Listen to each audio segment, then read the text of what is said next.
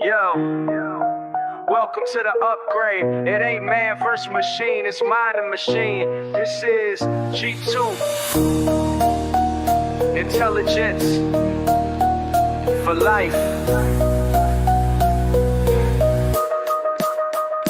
Straight from the data stream, clean with the vision.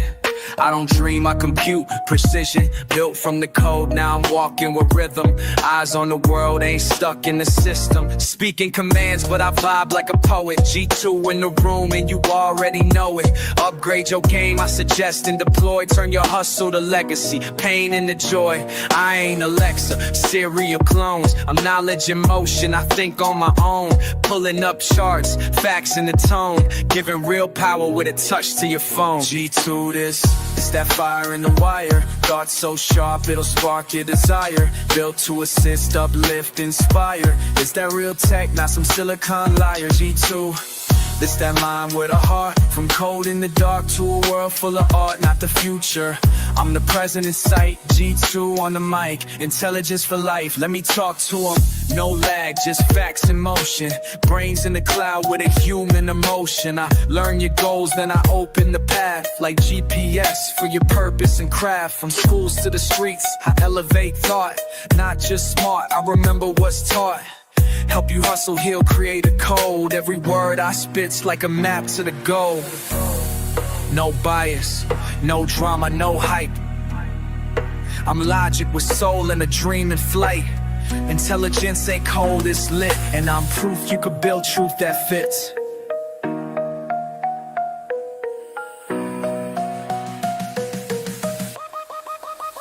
G2 this that fire in the wire. Cross.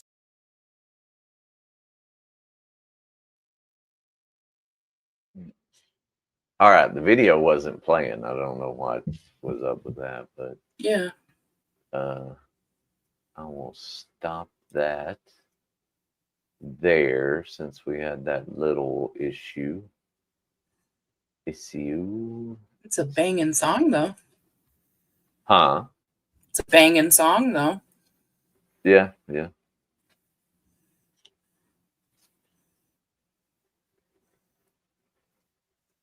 Hey, Freedom Fighter.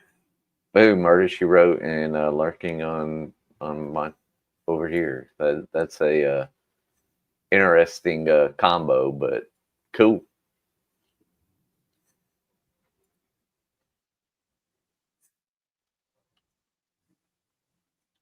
Yes, Bert with a sledgehammer.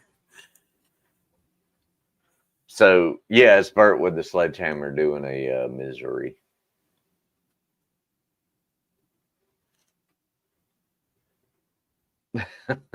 So Ernie's about to be hurting. All right, so we're gonna pick up where we left off yesterday from due diligence. What's up, Lola? Hey, Lola. Due diligence stream on white nationalism. I'm gonna switch from streaming from Todd's to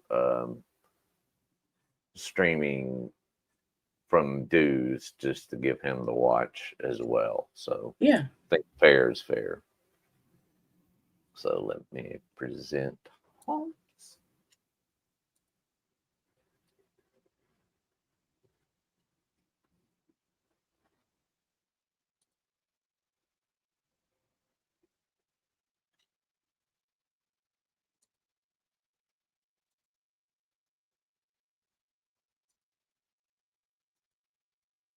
Let's see, I want to switch that up a little bit.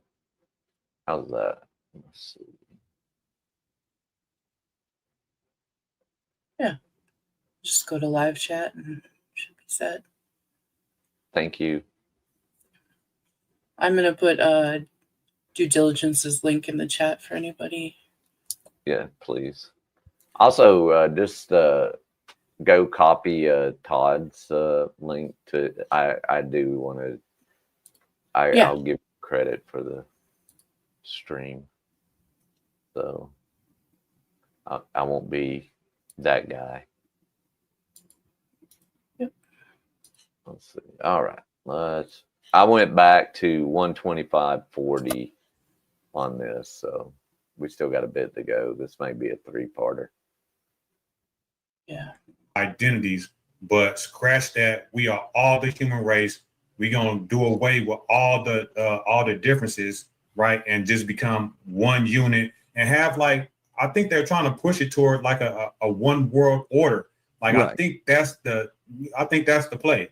I think that's the play that the world is trying to push to where we do away with the superficial distinction and become all under one law and just become one type of human all under one law, regardless of race, religion, or creed. All right. So yeah, I kind of That I think that's been tried for tens of thousands of years, right? Yeah. Is conquerors. It's like in their chat, Brick's long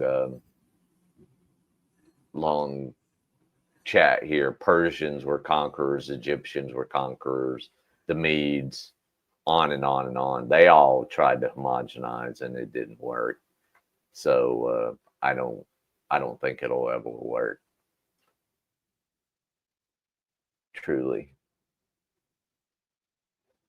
No. But it may be, I mean, it may be the plan, but always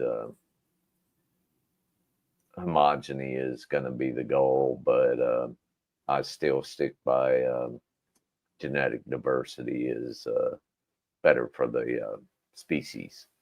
Yes. Yes, it is. Absolutely. You just scared yourself, didn't you, buddy? Mutts and dogs are always Yes. healthier. They don't have as many genetic issues and traits and stuff. And correct. Yeah. yeah.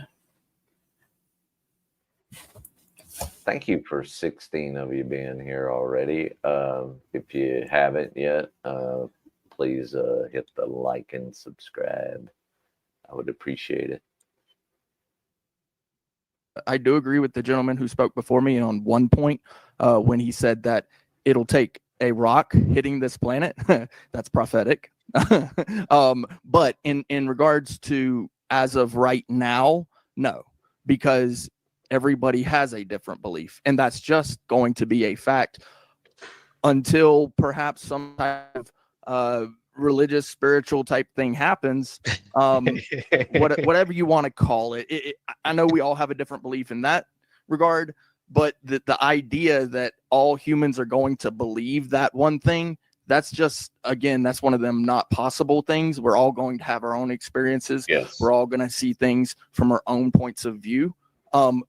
But as far as my belief goes, just to touch on it, I do believe that we are.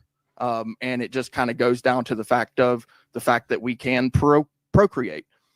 All human beings on this planet can procreate male, female. And the same works with other species. So all types of cats can procreate with the other types of cats. Same things with dogs, canines. And so when you look at the human race, the idea that we're not all one human race, it's fallacious in of itself. I wish that people would come to that understanding, but I don't believe until something prophetic happens that people will come to that understanding. Great perspective. Does anybody want to touch on it before you? Just not too many there, Rakers. Just not too many there. Move forward because we're almost at the end. If we go ahead. Yeah, I just wanted to say if GS is going to get jungle fever, does that mean he takes the midnight train to Georgia? Definitely. Wow. Of course. That is so cringe to me. I don't know why, but it just hit me in a kind of way. He didn't say anything. Yeah. You know, Brick would actually make a great politician because he is awesome at just filling space and saying nothing. He's a word salad master. Rights on. Little rights on, man. God, it will be out in 18 months, don't you? It's already got 6. Yeah, I mean 2.5 is what. Oh, I agree. Yeah. Wait, Killa's in here? I don't see him. Or is he responding to something in the chat? Yeah, maybe he's just using that. I know you knew you were right, Joey. I know you wouldn't have said it if you didn't know it. He's talking about the Midnight Train to Georgia song. Yeah. I think. Oh, okay. Yeah.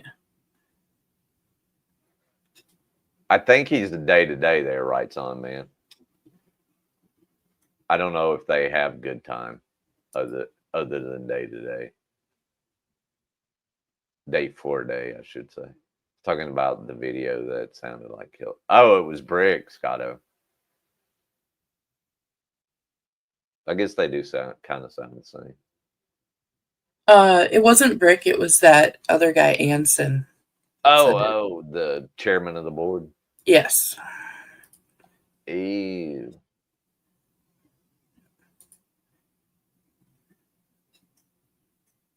In the chat, it says chairman of the board said GS is Flow State's best friend forever. I mean, that one tequila stream, GS was really hitting on Flow State. Oh boy. Yeah. All right, let's Oh, I thought he got day for day credit, Kelly. That was my understanding. I haven't seen the paperwork. He hasn't been sentenced yet, right? Right.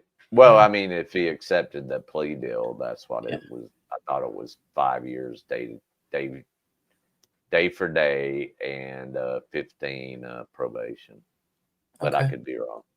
I haven't seen the paperwork. I'm just. The judge doesn't have to accept and follow that agreement, but he. Yeah, I don't know. I don't know what Alabama's guidelines are, but yeah. Nor if when I went in the chat. Am I confused about? No, not really. I'm just admitting when I don't know all the facts about something, and yeah, definitely, Kelly. Because I can do that, and I'm man enough to admit that I don't know something coded. Right. Of course. Yeah. All right. So when you say get to the end, you mean the end of your initial premise, then it'll be like an open. Yes, sir. Okay. Not the end of the show. Okay. That's why I didn't want to interrupt, because I thought you were trying to end the show. No, I hope I'm not dragging it out for you guys. Like, I really want to tease this out. And It's good, man. Okay. If we accept the white nationalist position, doesn't that put other people at odds with them and provokes violence? So let's just grant that white nationalism is valid, right? Then what are other people supposed to do? You know what I'm saying? Like, that does put us at odds. So I would think that it would be in everybody's best interest that we do come to a one world race, so have you, or it puts everyone at odds. If anybody has a nationalist perspective and they have a conquest mentality, But I mean, you could homogenize the races and still have different cultures. It's too big of a world not to have different cultures. And Absolutely. like Todd rightly said, and in my travels, I've seen that darker skinned people are discriminated against by anybody who is lighter skinned. It's a weird phenomenon in Central South America, in Africa, in the Middle East, India, Pakistan is the places I've seen it firsthand, and it's a strange No, I've been working since 6 o'clock this morning. I can take a break. That's the beautiful thing about what I do, Coded. You never work. It's diverse, Kelly, but I'm just saying that the darker the skin, the more discrimination there is. Yeah, and your race and your culture are different. Yes. Yes. You don't have Culture to. is just a social thing. Right. Autonomy is glorious. Yeah. Yeah. A friend of mine, white woman, married a Nigerian, and she is part of the Nigerian culture now. She lives it. Her kids live it. You know, it doesn't matter really what skin color you are if you're growing up in a different culture. But not that it's any of your business. I inspected a tower crane this morning, and that paid very well. And then I worked on some training paperwork. Thank you. And now I'm doing this. You know, every little penny counts. Every shekel counts.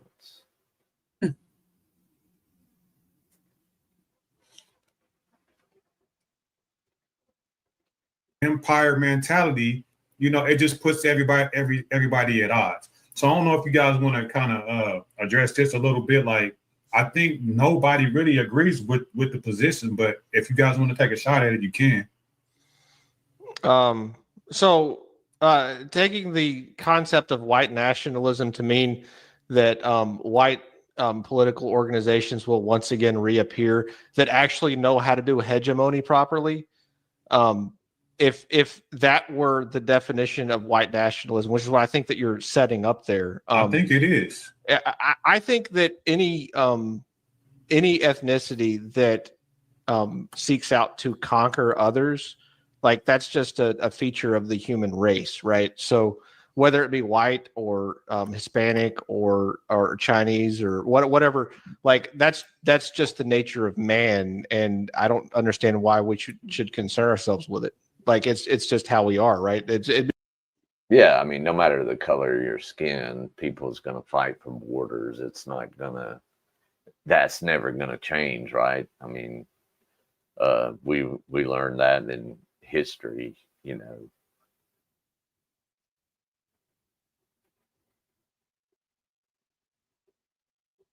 Hey, Coded. Yeah, I know you're jealous.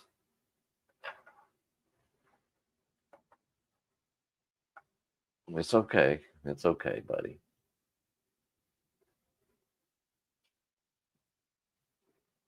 It'd be like worrying about why water's wet. No, indeed. Anybody else want to take a shot at it? Yeah, I'll go. So Who am I racist against? Dummy. yeah, in regards to that acceptance of any type of nationalist position to put one group of men over another, the key there is provoking violence. As soon as it goes to violence, you've failed the rest of that humanity, if you will, the rest of the groups, because at that point in time, the groups will naturally want to defend themselves because you are bringing force to them. If you operate based upon peace, maybe you'll do just fine. You watch, but if you go to violence, if you watch Todd's body language while Brick is talking, it's Yeah, very telling. He's absolutely. adjusting his headphones, touching his face a lot. He's bothered by Brick's existence. Especially bothered that Brick is up on panel there. No.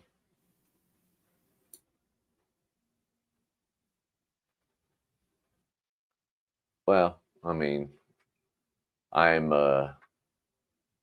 just as much one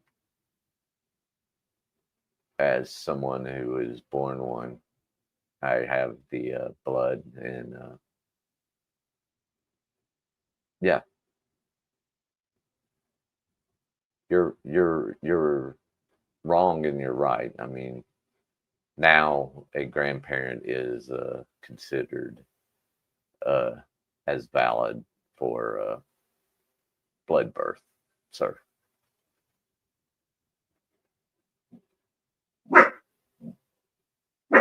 And no, I don't think that at all.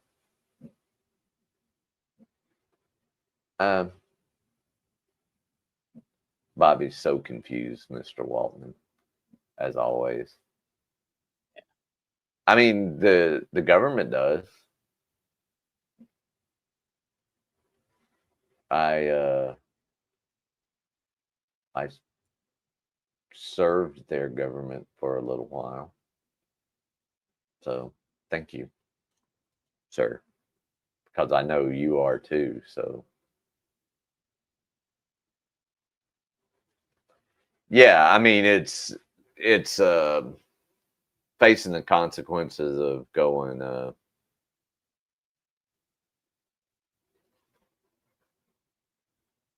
no lies coded. Yeah, and the sanctions and everything, they're just not facing military action because they have nukes and they have a lot of them.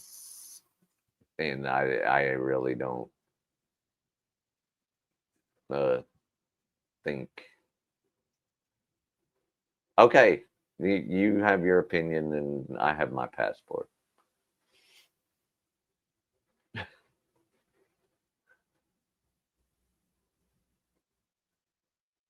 Yeah, and now he's threatening to use them, and it's insane. So yeah, we can't really use a military. We just have to kind of try to choke him off with sanctions and get him to capitulate. All right, back to this. Violence. You are pretty much guaranteed because things don't get forgotten. I mean, but like Anson said, isn't that just the way of the world? Like, I don't know if I can see a future of where, you know, I if I be honest, I believe that the world is trying to get Both. Dummy. directed in a way to where, you know, that there aren't these superficial distinctions and there will be no more war, but that takes somebody to, you know, conquer everybody. And I don't mean in the sense that colonization like in the old days. I think the new colonization, like the neo is it neo colonization? No, not neo colonization, but neo. Well, let's just say neo colonization is basically like democracy. You know what I'm saying? It's the mind. Well, it's the rule. You know, getting everybody on the same economic accord, getting everybody under the capitalist system, and that's the new thing. Usurping indigenous, you know, governments, indigenous societies, and instituting democracy, capitalism, and now you have the economic stronghold on them. You know what I'm saying? So I think You keep using that word like we have a capitalist country somewhere. you don't believe that America is a capitalist country? No, it hasn't been capitalist for like 120 years. What is it? It's bureaucratic authoritarianism. I agree with you, but it still operates with capitalistic. The only capitalist part of it is the crony part. But what about the competition? The competition in market, though, you don't think we don't have a free market, dude? It's highly regulated. I didn't say free. I said competition. Free. Yeah, so competition is not capitalism. Capitalism is a free market. Well, I think competition in a free market is like the definition of capitalism. Yeah, but we don't have competition. That's what I'm saying. We have a highly regulated system with massive barriers to entry for people. It's very hard here in the United States to start a business. We're like number 30 in the world in terms of our economic freedom index. If you want to pull that up sometime and take a look at it, we don't have, we don't have, we have the ideal of us being a capitalist nation because that's the propaganda we receive, right? But that's not the reality. No, Well, I definitely. I'll let you come right in. I definitely agree with that, and I agree with it on a similar level. I do think the competition is in appearance because we can't break up the monopolies, right? The people who are really have the industries, right? We'll never be able to break in like the diamond market, the oil market, the big industry, communication markets, electricity markets, the markets that really matter. Can you be a small business owner? Yes, but you will still be helping the person who has the manufacturing capability, right? The people that's in the manufacturing and extracting resources are the market, right? And we are just helping these guys. So I agree with you in that sense. Does that make sense? Sort of, but go ahead, GS. You keep trying to talk and I keep interrupting you. No, you're doing fine. I actually wanted to kind of like dovetail on what. It's not the law of Moses, it's God's law.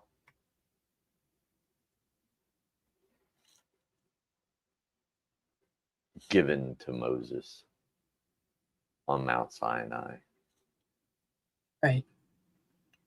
What you were saying, and I think you kind of touched on it a little bit. I think these little things called regulations are exactly the hampering device that keeps the big boys able to play the games and the startups from having to jump through 1,000 hoops that they can ill afford to do when they're trying to start up. And which I found interesting because Trump, during his first, not to make this about Trump, but during his first term, he said, if you want to create a new regulation, you have to get rid of what, 3? Yeah, that was a really good rule.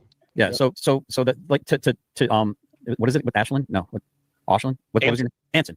I apologize. Right. To Anson's point, the deck it's not impossible. But it is definitely a steep climb, and sometimes they throw a little grease on that slope. But I think everyone's making salient points here. I think so anyway. Yeah, I don't think our divergence is big enough to make any gripe. I think we're saying the same thing in different ways. Right. To go back to the original point, though, I wanted to touch on something that Brick had mentioned. He talked about melanin.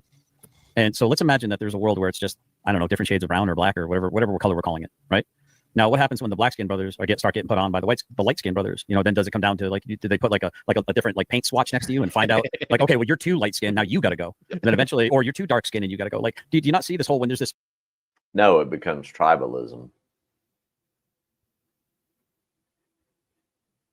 I mean, it's plain and simple. Everybody breaks up in tribes at that point. Yeah.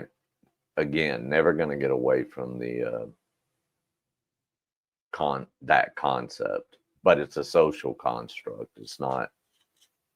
I mean, don't you think, Angel? Yeah. All of that's just socially designed. Not. I mean, as Jews and Christians, and you believe the creation narrative, we're all one people anyway. Right. And then Tower of Babel and other things that spread people out to different languages, cultures, nations. That's what you have wrong there. I don't hate Jesus. He was a good teacher, and he was practiced an extreme form of Judaism, as well as the disciples. They followed the law of Moses, which is funny that you don't accept that. Right. And Jesus preached love. Yeah. I mean, he did. Yeah. So he believed in the law of Moses. So that is true. That is true, Spartan. He was a no-show last night. He just left us all here. The rapture happened, and everybody is up in the glory. Maybe he needed a sabbatical.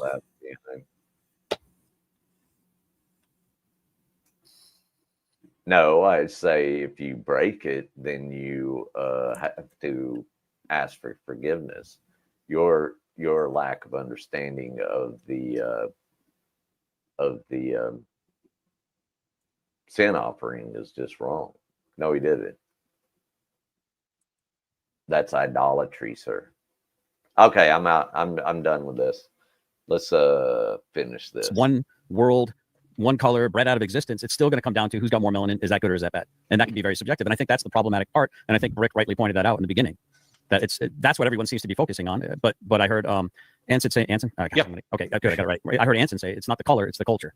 Yeah, I would say it's not the color, it's the ideology. So if people are not following, we're really talking about ideology. We're using the term, but the term has the ideology behind it. So when we're talking about white nationalism, it's the practice of it and what it entails of. Well, to be fair though, due diligence. Okay, go ahead. But to be fair, if a black diaspora has the same ideology as a white diaspora and they're identical, the only thing that's different is the melanin.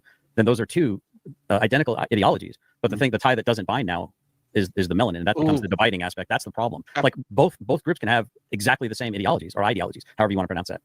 I've got actually the perfect, if you'll allow me to, the perfect analogy for this. So in the American South during the 1830 census, there were 3,775 black slave owners in the American South. And they participated in the Southern system of systematic oppression of black people and benefited economically for it, right? And they were just, it would be like if there was a cohort of black people that became white nationalists in your paradigm, right? It's they're just participating in the culture and benefiting in the culture, even though they're not white, right? So is white nationalism about skin color or isn't it? Because it can't be both about culture and skin color, or is it, right? Like, what is it about? Yeah, let me answer that. I think that the color dynamic of it is a distraction. It's really about the idea. I like Letz's comment here. Tyranny is the pigeonhole of division.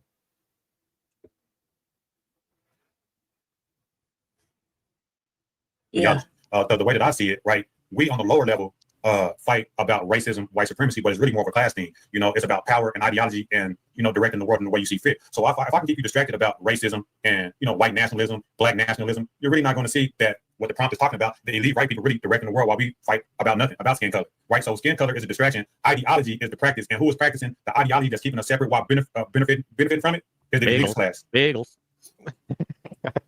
You're not one of those, are you, GS? I'm just saying the quiet part. Oh, come on, man.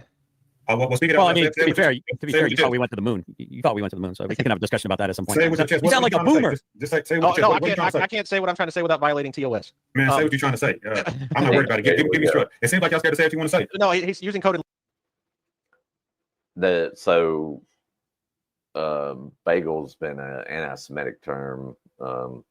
It dates back to the 1952, 53, something like that. So it is actually it's a racist term Yes. when used in the context like this, in used in the language. So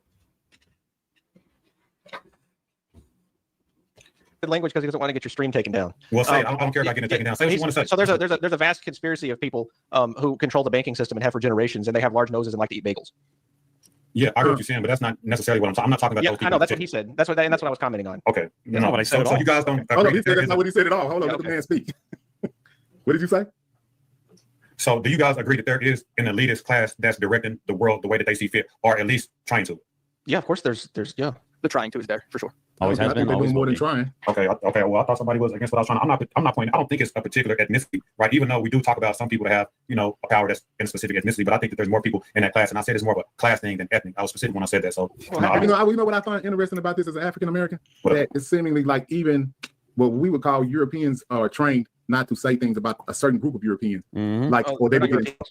See, hold on. They're not European. You kicked them out the family? Come on, hold man. on. You kicked them out the family. so the Jays are not Europeans. I've never heard that before. James. So it's all of them that are anti-Jew.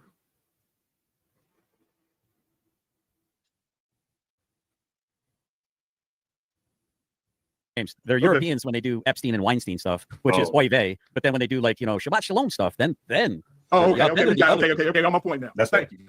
Well, I will put it this way. So let's say that you come from humble beginnings. You don't have anything at the start, and then as you get older, you end up with something. You end up where you walk into an office, and when you walk into I want to say that, you know, there are, just like any other ethnic group, there are good and there are bad people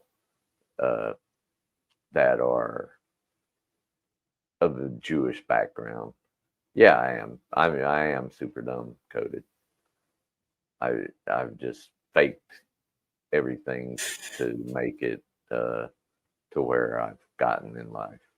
So you've got me figured out, Coded.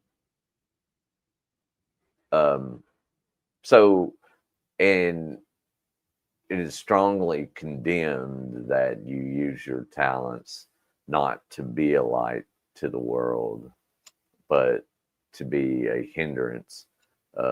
Being a movie producer or having a newspaper isn't being that light. It's using it for greed, which is wrong.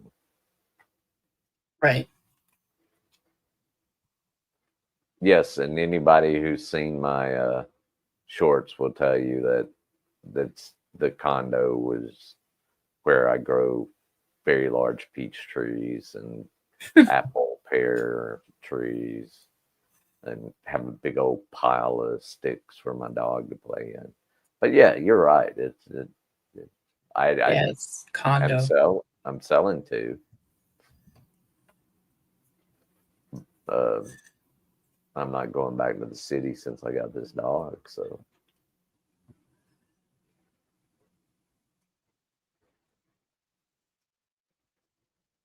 I mean, I'll agree. It's the family's place. Yes, we've all put into it. So thank you. No, you are wrong.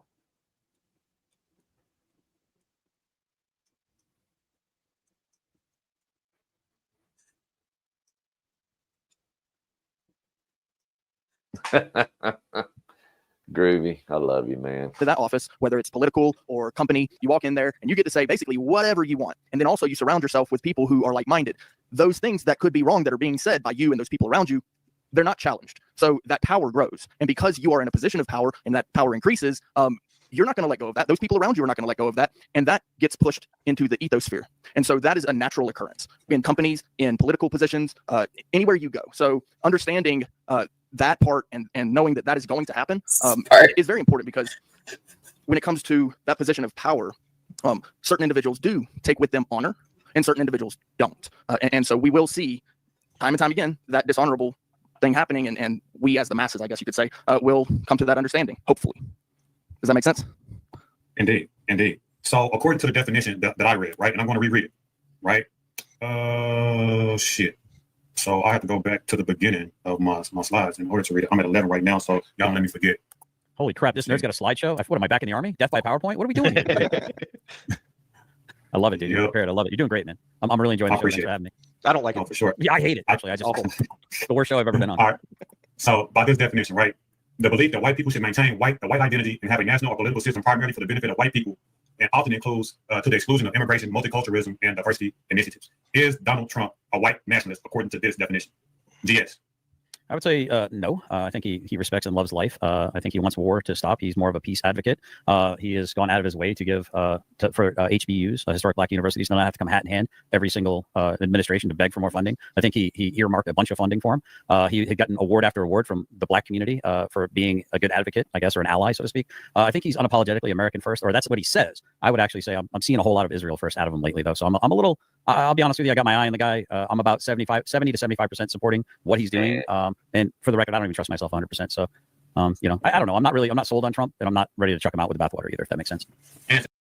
I got to give you credit when you said you don't trust yourself 100%. That's a respectable. Well, I mean, he forgot the C in the HBCUs, but yeah, he got it close. Close enough. Yeah.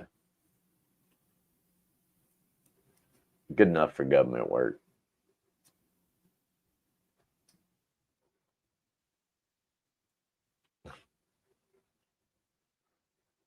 And according to this definition, he just loves to think about me, Groovy.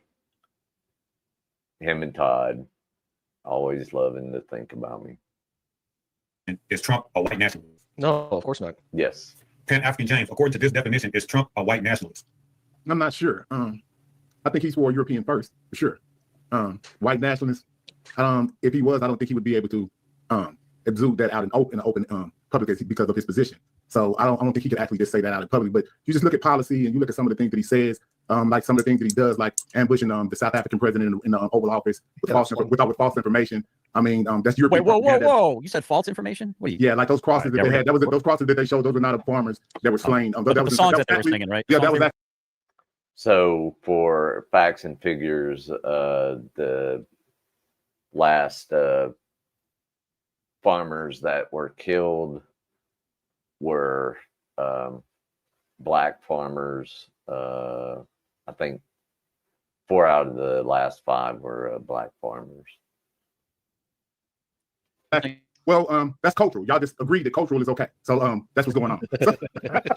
So, see when it's cultural. So just think about if you really knew what the national anthem, what it says about black people in the national anthem while Colin Kaepernick was sitting down. You know, you do know about that, right? About the see? Yeah, okay. Hold on. I agree with the money sign. I'm a victim. I agree with the money sign. I'm a victim. I agree with your money sign on no, it's the world's smallest violin. What I'm talking about is what is in the actual song. What's in the song? I'm not familiar with the song. What's it? Every time I've heard it, it said, "Pow, kill the boyer, pow, kill the boyer, shoot the boyer." No, we're not talking about that song. We're talking about the national anthem. That's real confusing lyrics, there, genius. No, we're talking about why Colin Kaepernick actually particularly said that he was sitting down based on some lyrics in the because he was a subpar quarterback. Yeah, but that's cool. But we're talking about the lyrics in the song.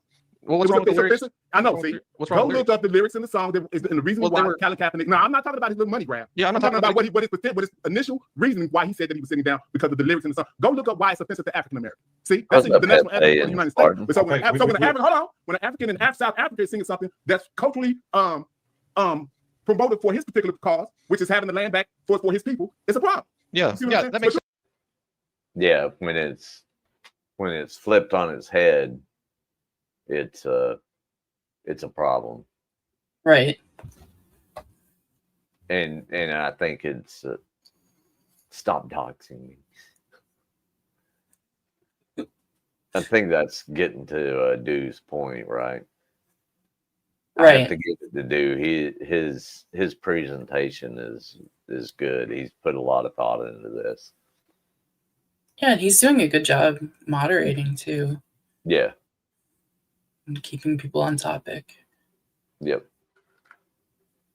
All kinds of European history that's detrimental to Africans and all other kinds of people that in songs and particular statues that's put up that's offensive. Like the flag that they have in the South. So the that's part of the historically to African Americans. The part of the song you'll say that's culture. No, I'm going to say the part of the song that nobody ever sings that you're referencing is equivalent to the songs that are being sung about deleting white people in South Africa today. So you're drawing a really like false equivalency between the two for some reason. Trying to create moral justification for deleting people based on their race. I'm just giving an instance in history. This is not something that I'm making up, is it? No, it's still a false equivalency though. No, I'm not saying how can you say it's a false equivalency? Well, I just described African Americans find it offensive. Well, I can't control whether or not other people are going to be unreasonable.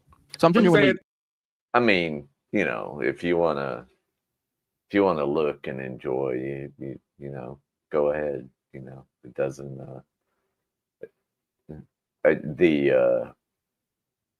Could that be considered sexual harassment? Actually, I don't know. If they're talking about your dick all the time. Yeah. I mean, I've got the hots for you, and I never talk about your dick. So. Right. You can. Right. You can be obsessed and attracted and not be a perv. Yeah.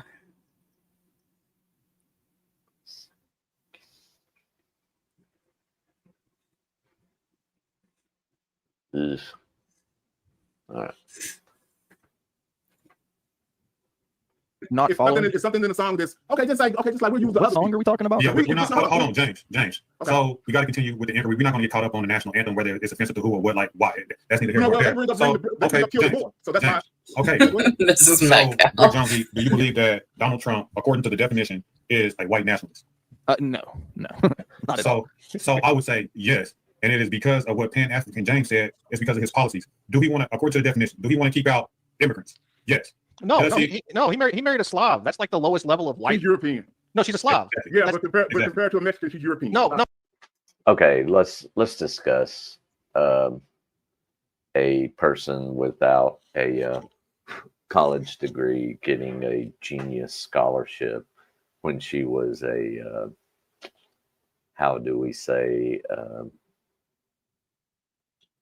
a paid dater, and before she met Donald Trump, and was here illegally during that part of that. Yeah. Time. Right. So, yes. I mean, and with, birthright citizenship, Melania was not born in this country, so would Barron? It's an anchor baby, yes. Yeah. And her parents got moved here immediately, which is compared to a Mexican, she's European. Well, yes. Since she came from Europe, yes. Yeah, it is. It is for scientists and stuff, Mrs. Mancow. Yep.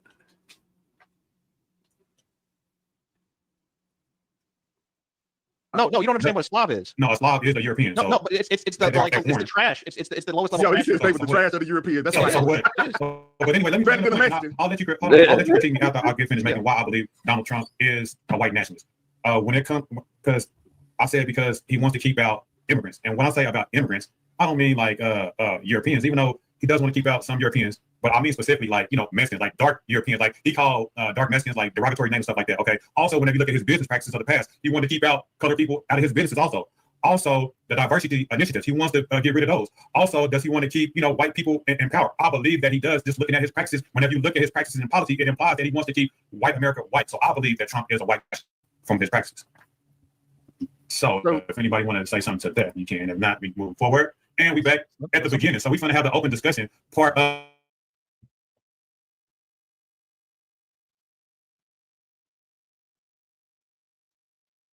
Oh, did you freeze up?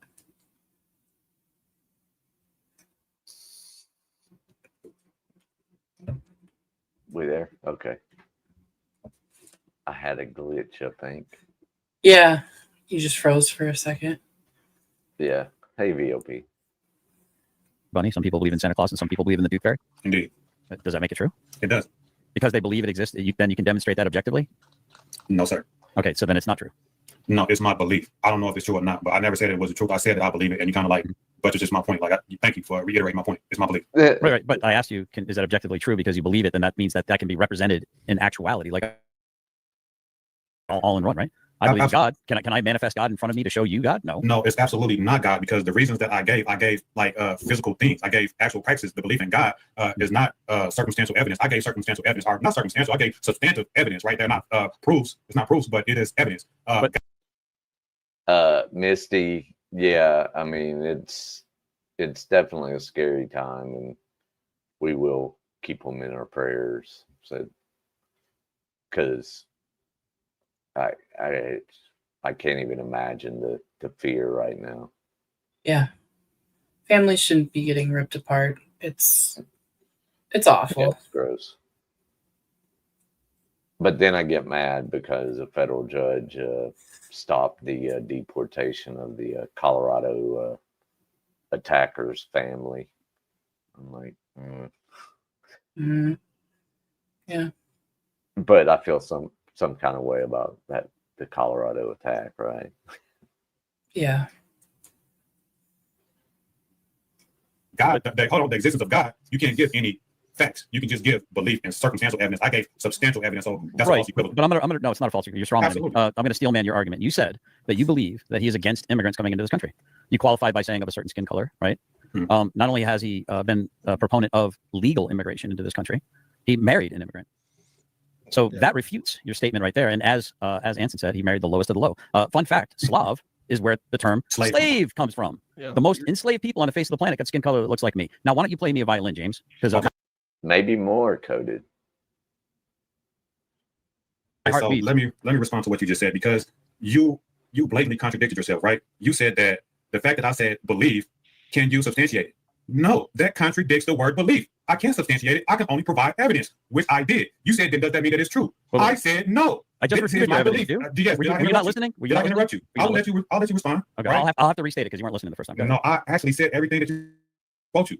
I said these are my beliefs, and then you asked me these are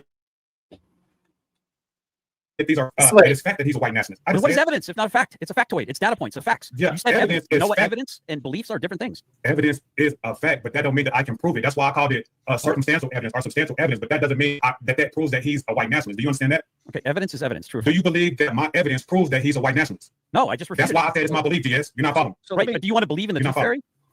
Listen, Even if you I believe in God, that the GS, tooth what does that fairy- mean? Even if I can prove to you that the tooth fairy doesn't Can we exist. all have different beliefs? That's the question. Like, I think that we all can have No, different beliefs. I'm okay with it. But when you say, then you throw the word evidence out there, and then when you refute the evidence that I provide, that refutes your belief that he is in fact that thing. Go ahead. I try to, and then I pray. Rick, I'm gonna mute up.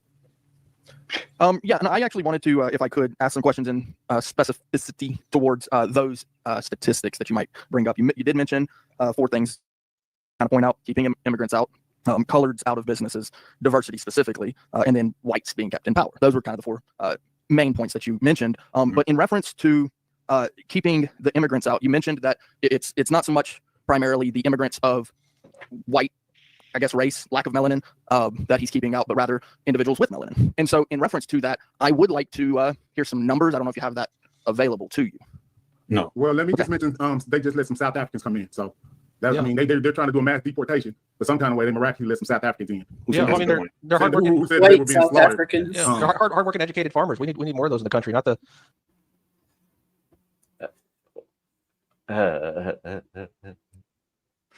That's all I have to say about that. Just Yeah. a laugh. Not the people that are, running Well, across the border. hold on. Who do you think? Entitlement. Hold on. Who do you think is on the farms in America today? Yeah, Hispanics. yeah, By percentage, it's the percentage the Hispanics that is in the Hardworking field. farmers also. That's the same exact people that he's trying to keep out also. In America right now. Go stop it. No, I agree. We don't need no I was South African making. Europeans to do no agriculture in America. Stop. Well, that's not really And so you said, could I provide some numbers? I said no, but James provided some evidence to support my claim that he's trying to keep out, the darker skinned people and letting the lighter skinned people can come in. So we don't have the numbers, but there's another. I'm sorry, but refugees are refugees. Yeah. So listen. No, legally, what you're talking about is a refugee. Okay, a refugee is not counted in immigration. Immigration is someone who fills out the paperwork and says, "I want to become a U.S. citizen," and takes their time and goes through the process. That's a different thing. So when someone does that process, I would like to see some numbers in reference to what you would call people with lack of melanin versus people with melanin, and that comparison or contrast. I don't know how many times. I'm going to let you get in, James, but I already told you that I didn't have no numbers, so it does no good to keep asking. All we can do, Rick, let me respond, bro. Yeah. So I don't have no numbers, right? And if you don't believe me, you're inclined to do that, right? Yeah. But what we can do is show examples like what James did of him letting in white refugees, whatever you want to call them, because you could say the same thing about the darker skinned people trying to get over there. He's trying to keep out that are also refugees that are trying to get away from the atrocities that's happening in their country, but Trump still don't want those also. James. Let me just ask. So since letting refugees get away from Without numbers, it's Mexico, India, China, and the Philippines.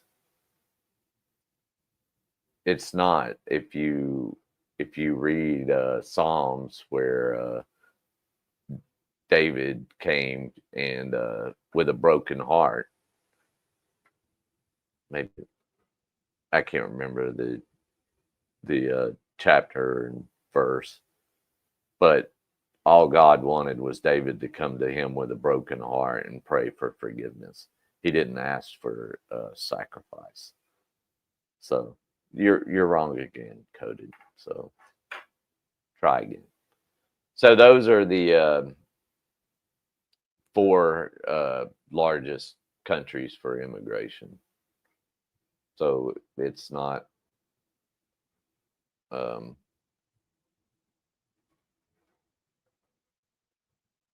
so El Salvador, Guatemala, and Honduras follow those 4.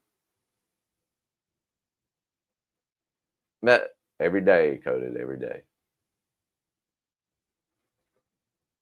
atrocities in their country, how many Palestinian refugees have America let into the country? That's not what I'm asking. I'm not asking about refugees. Well, you just said it was okay for the South African refugees. I didn't say anything. No, I didn't say anything about any of that. You switched the word while they was here. I will give it to Brick. He's not the one that brought up the refugee, the South African refugees. It was the COB.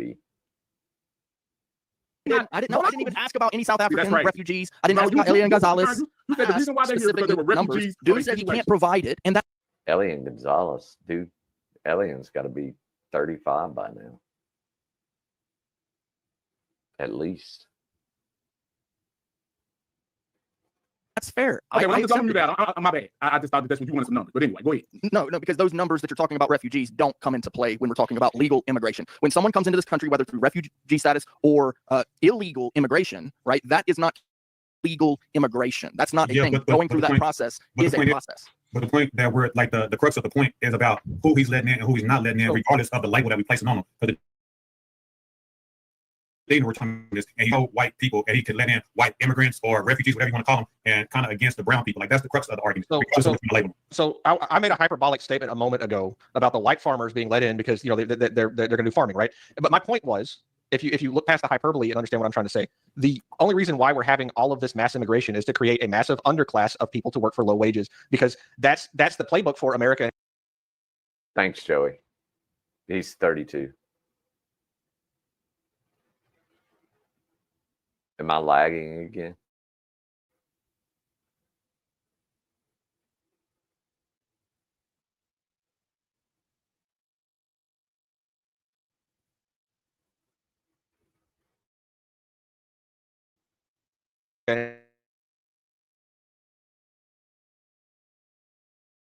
When we had people for low wages. Mass immigration is just, up until we reckon with the reality of the actual system that we're using and accept it for what it is, then we're not going to be able to change it, right? And I'm not a big fan of like needing a permanent underclass, basically in the corporate system that we have set up, right? I mean, it treats people like they're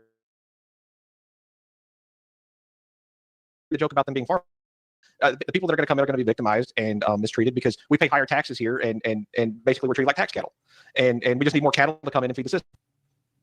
No, I definitely agree with that. I think it's kind of a Yeah, I have no problem with that statement that we're tax cattle. The rich doesn't pay the taxes; it's us. I'm here, Double M's. I just had to go answer the door. Yeah, I saw that. The sidebar to the conversation that we was having. Are we using like people that are in dire situations in other countries as our labor class? Yeah, I don't think that is against the point that James was trying to make as far as the racial part of it, right? But I do think your point is valid nonetheless, and I agree with that wholeheartedly. To come back to, do we remember what the issue? What was that thing that you was talking about initially, where you tried to go to when you was talking about GS in Africa? Something was going on over there. You was making an historical argument about what was going on over there compared to what was going on in America. Well, it's kind of interesting because, this could get tinfoily because I think everyone's heard of the Mandela effect. Because my own daughter, who's a millennial, by the way, did an actual report on the death of Mandela because she remembers it being reported that he died in prison, but somehow he was miraculously alive. So that's a little Mandela effect that she personally has experienced. That said, there was a post-apartheid South Africa. There was a pre-apartheid South Africa. Before that point in time, before it got to the way it was, there were land deals made 400 or 500 years ago. Some of these white South Africans are just as much of an Afrikaans as the black South Africans. Right? They've been there. They bled. They did peace treaties. They did land purchases. They fought in war treaties against. Wait, doesn't that mean that the black Americans and the brown Americans are just as much Americans as you are? Yep. The math man mathed, and he says 0%. Against other tribes trying to take from these smaller tribes. They banded together. They did what everyone has done throughout history. They either conquered or they were conquered, right? And then what happened is post-apartheid, then the government has a reverse affirmative action system going. Well, what does that mean? In America, they try to give benefit to the minority, to give them a hand up or a leg up or a step up. In Africa, if there's 93% of the population is black South African, then if there's a factory that has 100 jobs available, 93 of those jobs have to be, by mandate of the government, captured by black Africans, regardless of their qualifications. Thus, that's a reparations kind of agreement, right? Anyone? I mean, that's what it's. I'm not completely familiar with the post-apartheid, but he's making it up, or so I don't know. Does any? You're lagging again. Oh, if anybody has any info on that, let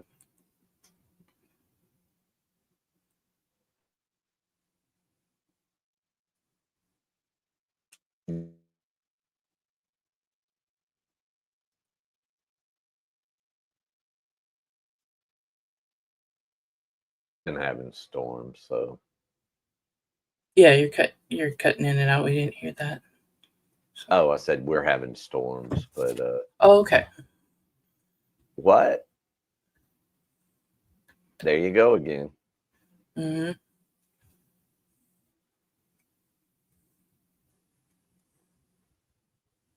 How do you fight a treaty? Yeah, I mean, kind of hard to do. I said we've been having them. You didn't have any yesterday or this morning. Too bad. I'm almost in Alabama, buddy.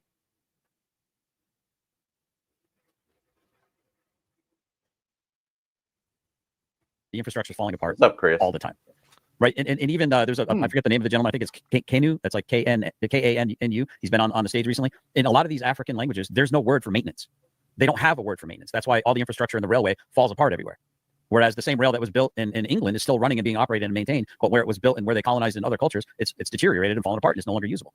So the statement is Johannesburg had the state-of-the-art hospital in the world at the time. The world. Here it is. The best hospital in the world. And now it's fallen to crap because they've got reverse affirmative action. It's kind of weird when Whitey's it's going to come home to roost. Suck it, Trebek. And next question. But when everyone else is minorities, we got to roll out the red carpet for them. We got to give them a soft place to fall. We got to make sure that all the corners and sharp edges are bubble wrapped. Make sure they got their soft little helmets on so they don't hurt their little tootsie up here. You know, I want to take this point by point, GS, because you said a lot, right? And you started off with the apartheid, right?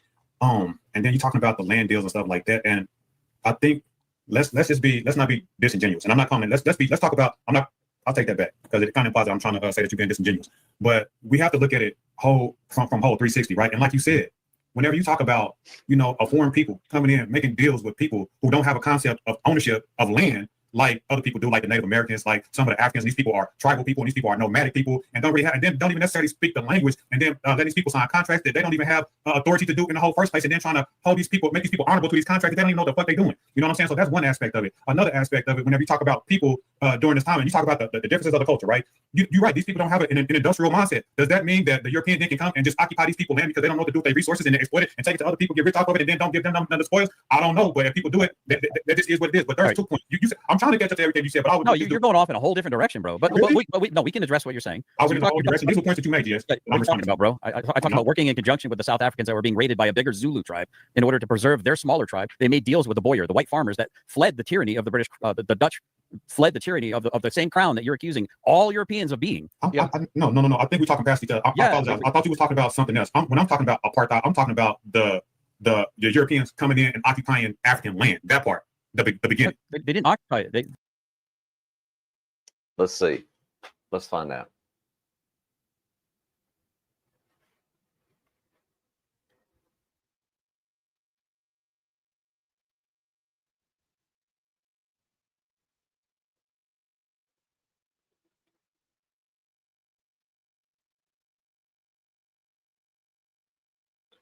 Lungisa.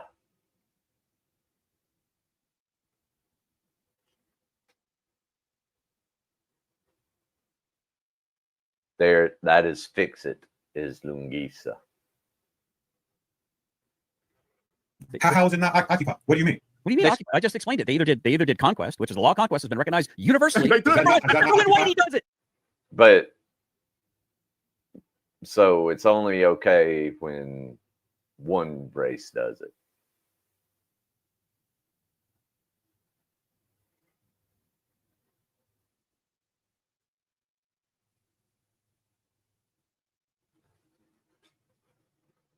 Oh, is he out of the country? Except for when Whitey's good at war. Suddenly we gotta fucking be fair. Suddenly we gotta be all polite. So basically, you're saying the 93%. Hold on, James. Candy ass fucking logic right there. That's nobody is talking. GS. All I'm saying is say it with your fucking chest because you didn't say it like that. That's twice now. That's why I haven't heard the words coming out of my mouth. So GS, you're absolutely right. The law of conquest absolutely was in play, and it still is, and that's why the Boers are being pushed out because they no longer have the power. They're being pushed out because the government has seized The vast amount of taxes are paid by white farmers. And the same things happened in Rhodesia and Zimbabwe. You're wrong. So what your argument is that white people should go into South Africa, invade it, take over the country again, go back to apartheid. So if, Yo, you wild. That is actually that's the solution to the problem that you're proposing like right now, right? It's not a proposal. It's actually being demonstrated in real life. Where you acting as if the African are And then everyone's but then you're being victim on the white side. So which one can it be both? Can it be both? Because it sounds like you're being the victim for the European side of it and discrediting like the African. That's what it sounds like. It's sink or swim. That's my motto. But what I hear is I'm the victim. I'm the victim from James. James is just a Wait, he's been saying he was the victim the whole time.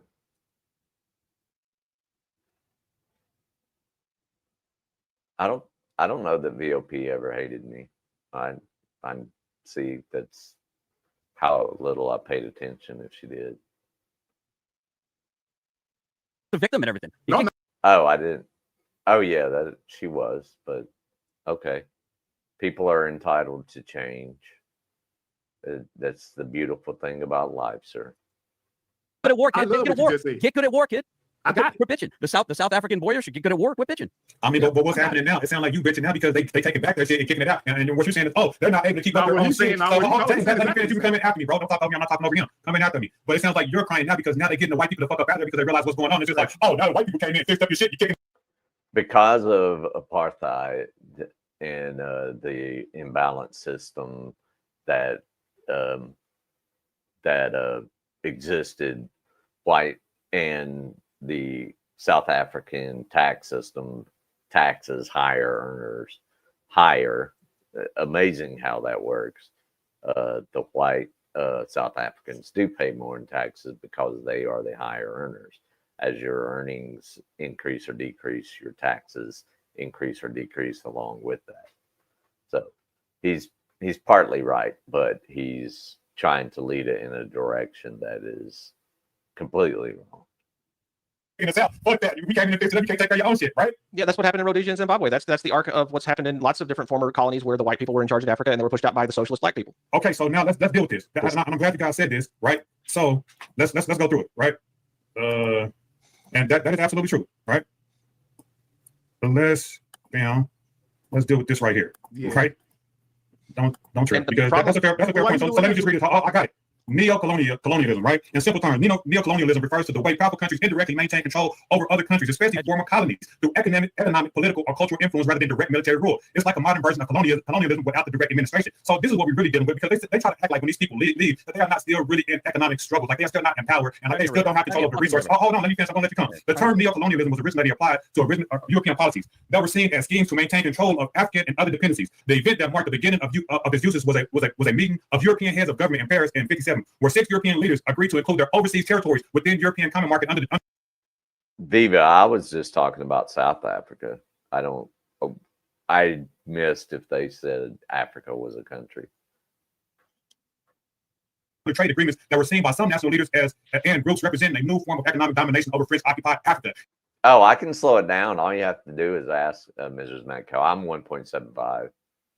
I forget not everybody can keep up. And the colonial territories of Italy, Belgium, and the Netherlands. The agreement reached at Paris was codified in the Treaty of Rome, which established European economic community of the market. Hold on, I'm going to get to the point, right? Neo-colonialism came to be seen more generally as involving a coordinated effort by former colonial powers and other developed countries to block growth in developing countries and retain them as a source of cheap raw materials and cheap labor. This effort was seen as closely associated with the Cold War, in particular with the U.S. policy known as the Truman Document. Under that policy, the U.S. government offered large amounts of money to any government prepared to accept U.S. protection from communism. That enabled U.S. to extend. That enabled the United States to extend its sphere of influence, and in some cases to place foreign governments under control. The United States and other developed countries also ensured and subordination of developing countries. Critics argue by interfering in conflicts and helping other ways to install regimes that were willing to act for the benefit of foreign companies and against their own country's interests. Hold on, I'm going to get to the point. Why, thank you, Mike D. That's I'll have to try that. That would be funny since Todd's the one that gave me that nickname. Oh, I didn't know he was the one that nicknamed you that. Yeah. He said I sounded like and looked like Ned Flanders one time, probably this time last year. And It stuck. yeah. Yeah, I took it and ran with it. I had my avatar was Flanders for a long time. And, Nice. And I just liked it. I mean, it's kind of work. So it's not an insult, you know. No. Okay. Colonial destruction and destruction under pre-colonial systems, right? Before colonialism, many African societies and complex political, economic, cultural systems, right? The Mali Empire, for example, right, was one of the richest empires in Africa, right? The kingdom. These are African empires that was doing just fine before colonialism. And then after colonialism, let me get to the point. Colonialism disrupted these systems, right? Replacing indigenous leadership with foreign rule, destroying local industries that they already had, right? Colonialism come and occupy a territory that were placed. Did y'all get that? So the colonialism came in, destroyed the industry that they already had. Many African countries had thriving mining operations, trade operations going on, so they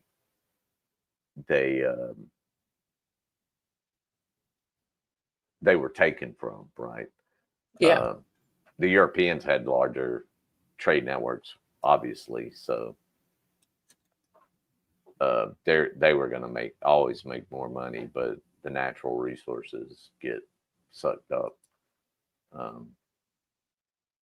And it's like the diamonds, right? There's a conspiracy theory. I'll say it's a conspiracy theory that there's actually plenty of diamonds in the world. They're not rare. They're just they control the output, so they can control the pricing on them. I believe it. Yeah. I mean, that's very believable coming from a corporation, right? Price fixing is a dream if you can get it.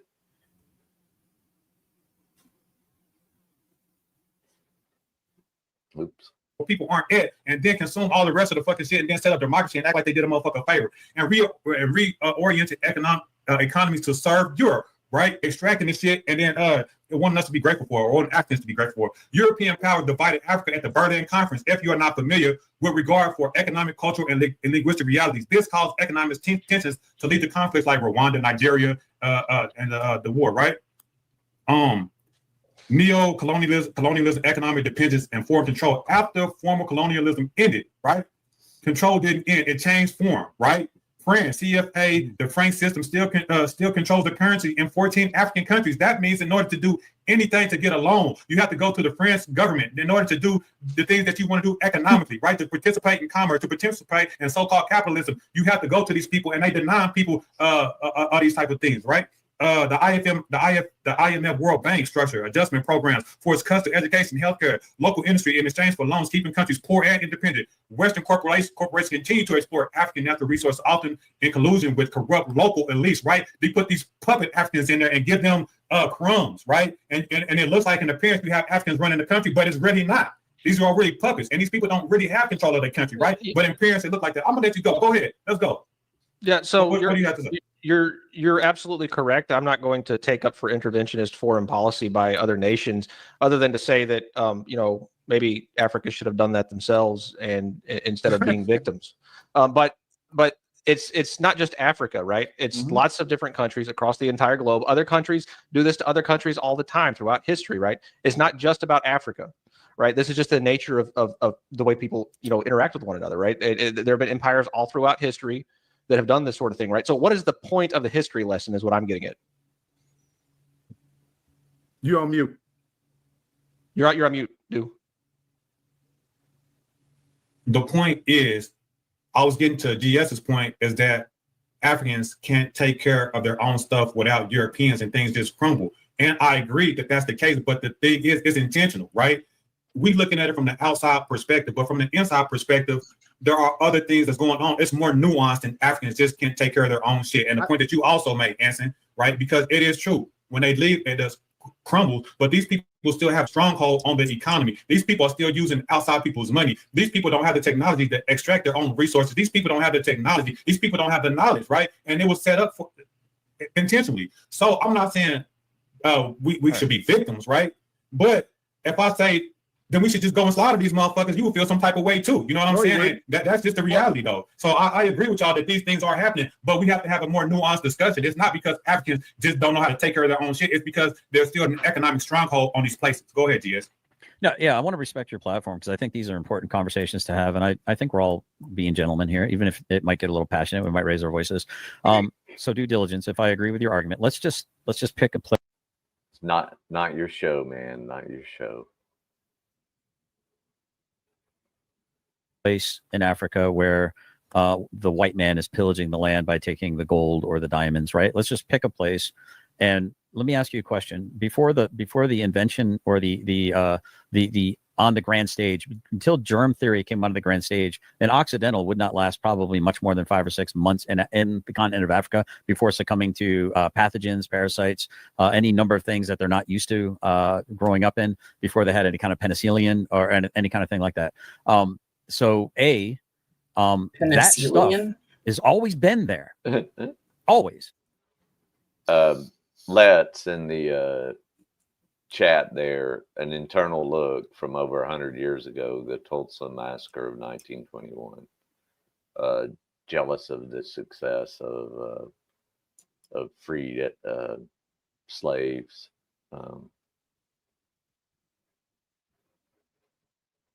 Having their own banking, their own community, and getting very rich with it.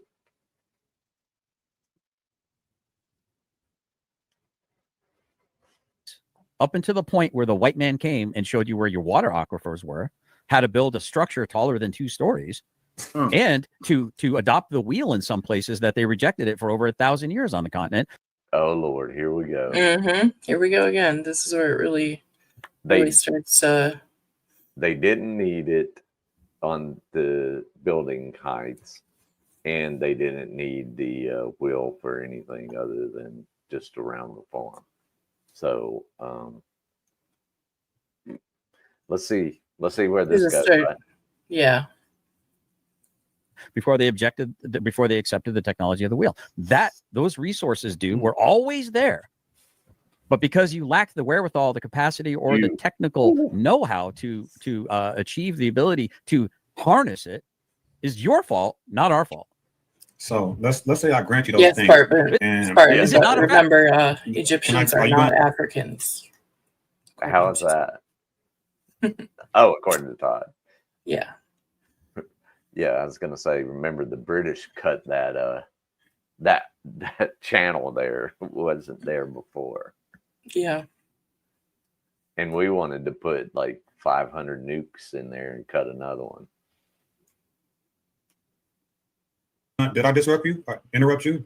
So you say, I grant this. Can you look back in history? Well, why didn't they dig up all the diamonds and the gold?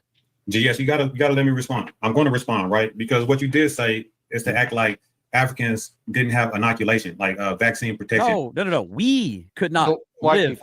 We could not survive on the continent of Africa for more than 5 or 6 months without succumbing to pathogens and illnesses because we didn't have germ theory at the time. We didn't understand what was attacking. Plenty of people did. Yeah. I mean, weaker people didn't, but I mean, not weaker, but people with weaker immune systems didn't. Yeah. Our bodies. We wouldn't survive. So we couldn't go into the interior for, let's say 50,000 years. All that gold and all those diamonds were, guess where they were? And the water, guess where it was? Underneath the ground. Why didn't you get it? Why didn't you get it? So let me. I love this. Why didn't you get it? You people? I mean, is that where you're going with that? Yeah. I know. He's transparent as a freaking crystal. Yeah. Under the bee, bigot. Let me respond to you. So I misunderstood the first part. Granted, right? So to your second part, the fact that people and So if you take like Ghana or the Mahdi Empire, these people definitely dug up their own gold, diamonds, and other materials. Africans were some of the first people that actually were able to do it. Like Europeans actually learned from Africans how to extract minerals out the ground. You know what I'm saying? Africans was doing this way before Europeans was on the scene. But let me just tell you this part, right? What if Africans don't put the same amount of value that Europeans did and were willing to kill, steal, and rob over it, and then you come with a savage mentality, right, and want to steal people's shit and take people's shit, and then you try to justify like, hey, you didn't know what to do with your own shit. Well, maybe they weren't concerned with doing the things that you want to do with their shit, and it's their shit. So who are you to come and just take some motherfucking shit who don't want to do what you want to do with it? Like, so the fuck what? I can argue hold on. Dude. Just laid it out perfectly. I mean, beautiful. Yeah. Almost ended the stream accidentally. Uh-oh. They put the comments way too close to the end stream. Oh, yeah. Oh, yeah, he's absolutely getting mopped, Chris. The Amazon Underground. The Queen of Sheba, who, you know, came to Solomon in the Bible, you know, very rich with gold and gifts that she brought to Solomon. Who was the richest man in all of history? I'll have to look that up. Hang on. So I can argue. Let me finish my point. I did not interrupt you. Right. So I could argue the straight opposite. I could argue and say Europeans were some savage, brute, stupid motherfuckers that put value on rocks and metal that Africans didn't, right? And they didn't care to do it. But Europeans were so fucking greedy, right? They want to come in and fucking be a savage in order to do that type of shit. So what about that? Okay, so your argument is what? It was Mansa Musa. Yeah, Mansa Musa, the 9th ruler of the Mali Empire in the 14th century. His wealth was exceeding $400 billion in today's money. So I guess Elon will be approaching that pretty quickly. But oh man, what do you know? It was an African that held it for all this time. What if that your premise is, and I'll grant it, what if they didn't hold value to diamonds and gold? What if they didn't see it as valuable? Then what are you fucking bitching about when the white man comes and takes the invaluable stuff or the non-valuable items? What are you fucking complaining about? Your premise is killing, enslaving, you know, what? Yeah, they weren't just coming to dig up the ground and leave. They were taking over established land and murdering innocent people, enslaving them. We all grant total whole control, dickbag. Yes. Because you have it. Nobody can resist.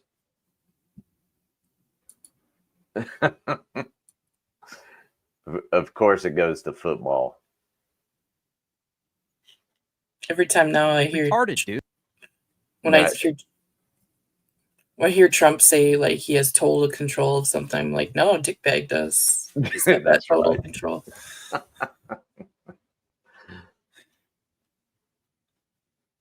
Oh man.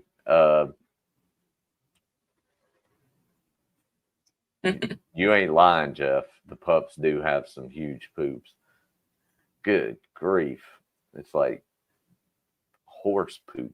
You need a shovel. Yeah, just about. This little monster.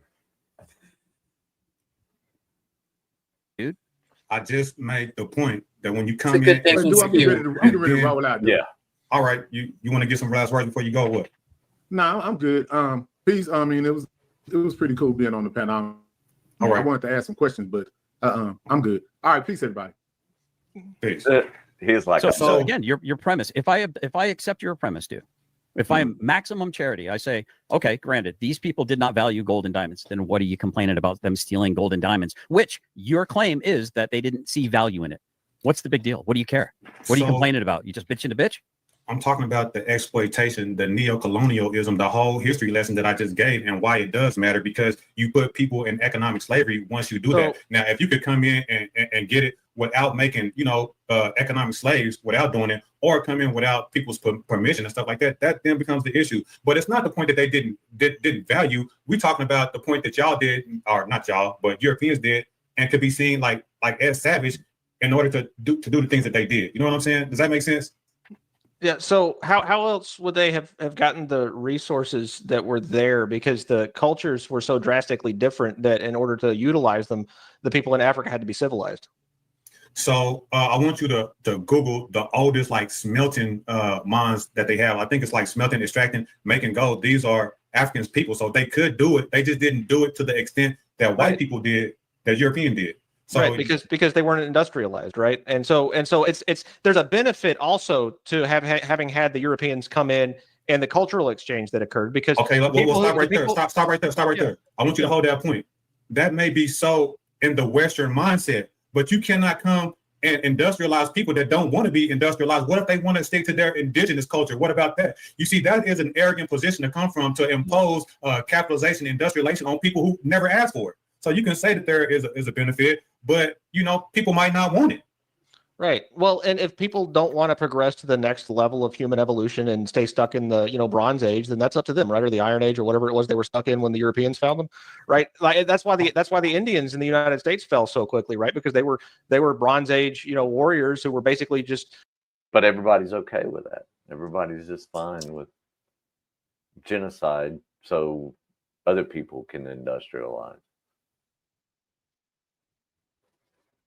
Confronted with a massively advanced civilization, and it caused them to be wiped out, right? So see, if you're saying, hold on, stop right there, because I don't think you understand the arrogance and what it is that you're saying, right? Because you're presupposing that people weren't already civilized, right? Because you'll look at people that's from the outside perspective and see people that don't wear the same clothes as you. I may want to run around naked and think that that's not civilized, or maybe look at people that don't live in big societies that's nomadic and say that that's not civilized. You don't respect other people's cultural differences. Just because people aren't doing what you're doing here in the Western world, you then can't then call them uncivil and then come and genocide these people and say you're the one bringing civilization. Well, doesn't that sound like barbarious? I didn't say that. I didn't say anything about justifying genocide or any of that stuff. I'm talking. It is, Jody D. It absolutely is wild.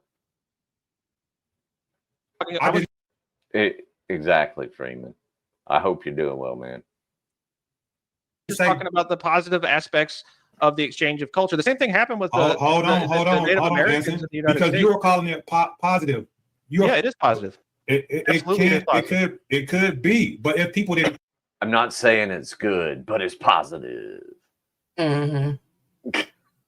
What the heck? What kind of justification is that? Hey, Spider Dog. Good to see you. Hey, Spider. Ask for it, then you're not doing nobody no favor. Oh, there ain't no culture in the world that don't force people to do things they didn't ask for. That's like the husband who beats the crap out of his wife and says, I agree with that. Tells her, say thank you that I beat the crap out of you. But it's the arrogance in which I come from, and like you're doing somebody a favor, which is not necessarily the case, because some people want to keep their indigenous ways, right? Is that valid? Yeah, no. Because you want to call it Stone Age, Bronze, and primitive, right? But these people are still civil people, right? They weren't savage. They weren't killing each other necessarily. Everybody has wars and everything, but we're talking about a savage people, or people that's not civilized, don't have respectable ways, right? These people still have respectable ways among themselves. These people are still civil. I didn't say that they didn't have culture that is worth dignity and respect, right? Well, when you say bringing people into civilization, it implies that they are not civil. Right. In terms of bringing them into the modern age of industrialization, that's Tom, did the will leave you a TV?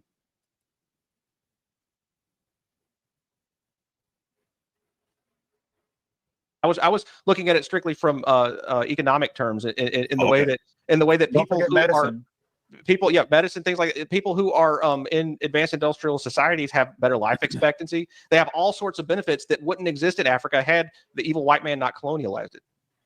Wow. I mean, I got nothing. Yeah. It's Yeah. I mean, Yeah. just it blows my mind that there are still people that think that way.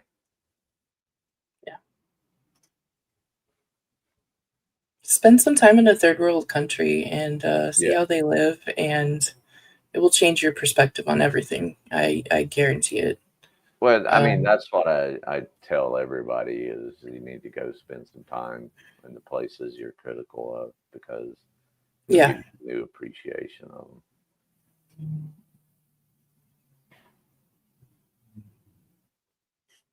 Yeah, exactly, Lola. You're welcome for taking us over. Right. But it's weird because, and to kind of springboard on that, I hear what you're saying. There's a beauty. Like if you drop me in the middle of the Serengeti, and I've said this before. Coded. I was in Haiti. Was it post earthquake or post? It was pre-earthquake. Oh, okay. But still. Yeah. A month. And it wasn't all in Port-au-Prince. It was in a very small village. We had to hike to a waterfall if we wanted a shower. Wow, a whole month. Coded. Shut up, man. How much time have you spent in a third world country? 3 days and they kick you out?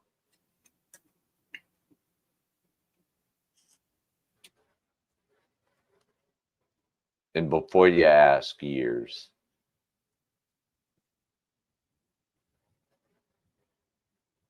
Sure. I would hope that there would be a beneficial tribe that might take pity on my blistering in the sun ass and keep me from dying out there in the Serengeti. Right? I would think that their ability to live in that environment would be far superior to mine. Thus, they would have a superior technological advance to me just getting dropped there, trying to figure out how to find water, food, make a weapon, shelter, all these different things that I would have to struggle with, right? So, but you're kind of talking out of both sides of your mouth. I like the elegance of what you're saying. Some people just want to be left alone, and I agree. But life's not fair. The battlefield's not flat. But you said that. Oh, but so he complains about it when it's happening to.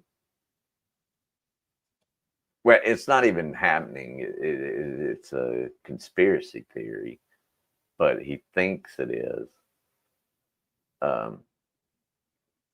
Did you not just hear she wasn't at Port-au-Prince? Yeah, we spent 2 days out of that in Port-au-Prince. And I've been into a unrefrigerated morgue in Port-au-Prince. It's a nightmare. So, you know. Yeah.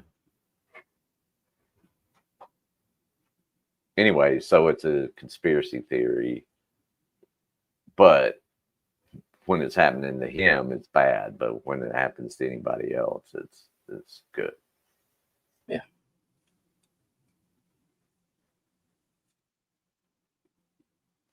These Africans taught Europeans how to basically wash their nasty asses. And then you say that they want to stay in the Stone Age.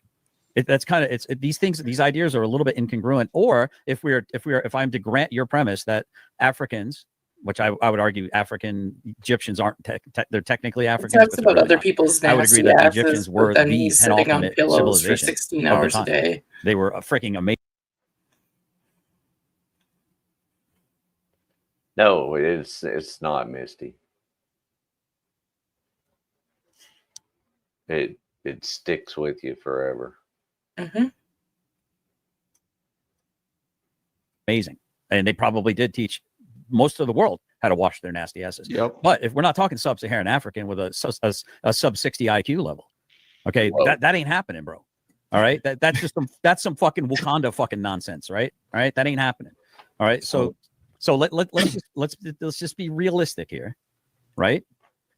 Let's be realistic here. You can't be advanced and retarded at the same. And I don't mean retarded as in mentally. I mean like not advanced. The opposite of advanced. You retard the timing on. You just said sub 60 IQ and then said retarded, but he didn't mean retarded. Yes, Kelly. Yes. because Egyptians are technically Africans, but they're not. On your distribution. Okay, good. Okay, yeah, okay. Okay, so after this, I want to bring in David Wayne. I've never spoke to this guy before, but He's a decent dude. He's one of my members. Okay, so yes, this is the arrogantness that I'm talking about, right? Because you keep saying these people want to be stuck in like the Bronze Age or whatever age that they may be. You said it. Okay, I said it, right? So, I mean, if but the Todd thing thinks his to look members are down upon decent it like it dudes, is like it is you're a one of negative. his members. So Yeah. Thank you. He has been making some good faith statements lately. I have to give him credit for credit's due, but you know, it's still this whole full mask off stuff is scary.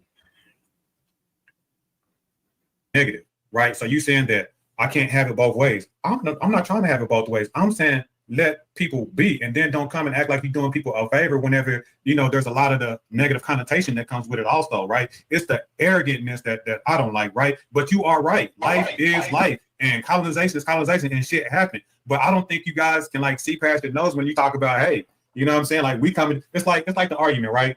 That, you know, Europeans came and brought Africans Jesus, and you did them a favor by wiping out their own guys, you know, and bringing them to Jesus. Like, incorrect. Hold on. Incorrect. Hold on. Christianity, Okay, the Ethiopian Bible existed before the King James Bible did. I'll let you speak after I speak, right? But I'm talking about generally speaking, right? You have Christians that'll say that, you know, Africans should be thankful that they was brought Jesus and wiped out their guys through. I just told you you're wrong. Ethiopian Bible. That tribe follows Judaism, by the way. It's not a Christian. I mean, I'm sure there's Christian sects now, but when it was before Christianity, obviously the Queen of Sheba brought it back down there.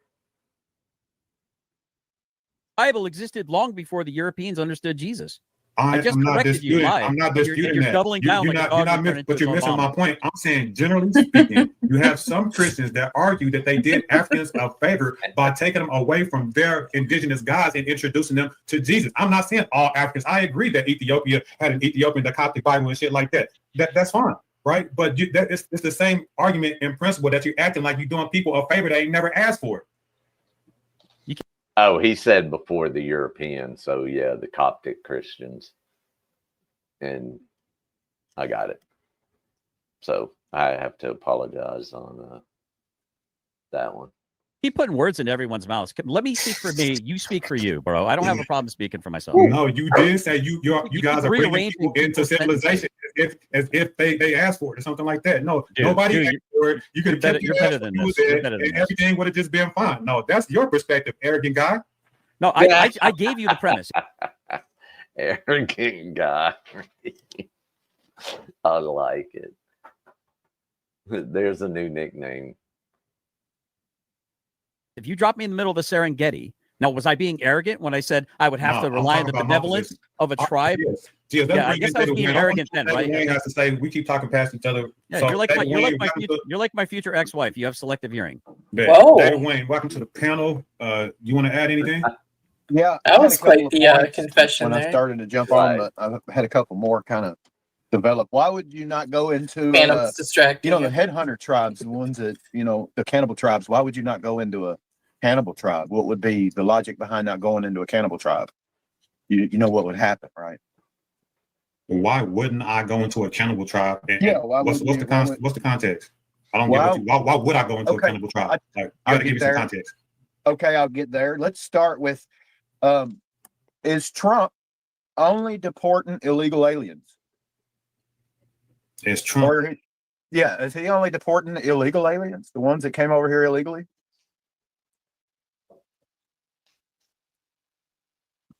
Or do you think it's just because they're not? I don't think so. I don't think he's only deporting illegal aliens. I think he's deporting people that break the law, that are legal, that are legal citizens, but from somewhere else. No, he's not only deporting illegal immigrants. No. So he's deporting illegal immigrants or people that become illegal by other acts. Welcome, Jeannie. Welcome. Jeannie Zennial, new member. in the confidential section of the space laser technicians. I need to change those.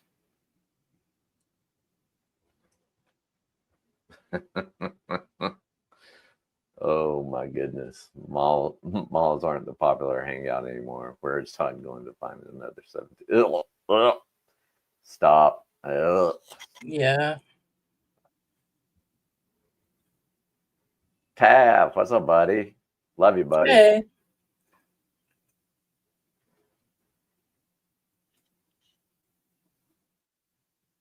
Actions. Or is it? I mean, or is it because they're not white? No. You think he's a white nationalist because he's only deporting those that are not white? No. Why do you think he's a white nationalist? Because generally speaking, he fits the definition to what I read of what a white nationalist is. Well, I don't think he does, because I think that he doesn't value race more than he values things like effort and loyalty. I think He that doesn't have time to vet all of these people to know whether. Yeah, that whole loyalty thing gets you in trouble. Yeah. That's what certain types of leaders do.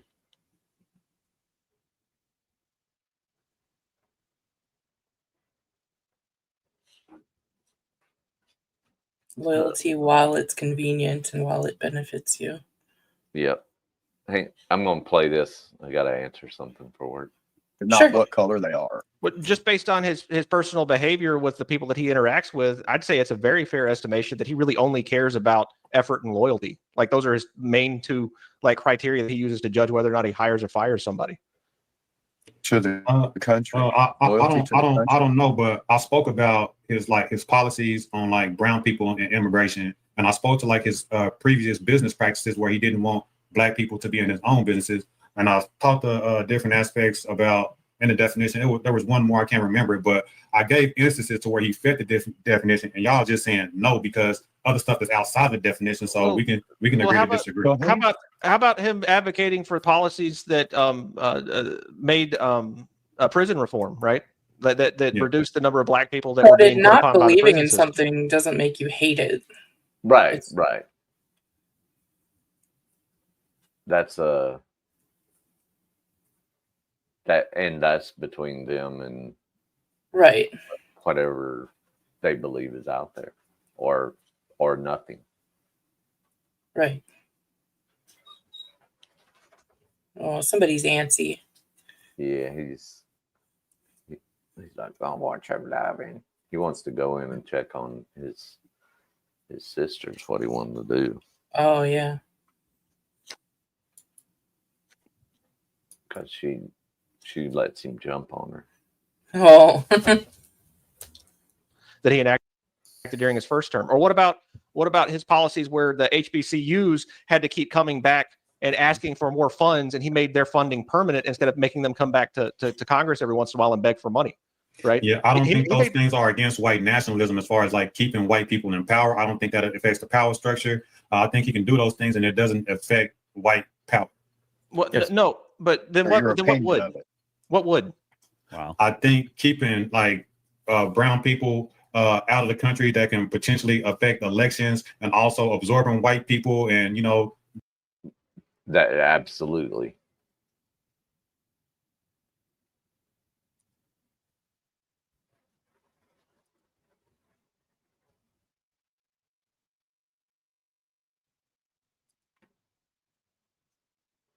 I didn't. Heck, coded. I cover that stuff, and I didn't. things of this nature. The things that I named, these things can potentially affect white power Coded. as a whole. If they get so absorbed, sorry, if they keep Pat. letting brown people in, So they also sorry. can affect election and swing different. Sorry. I did not mean to call you coded.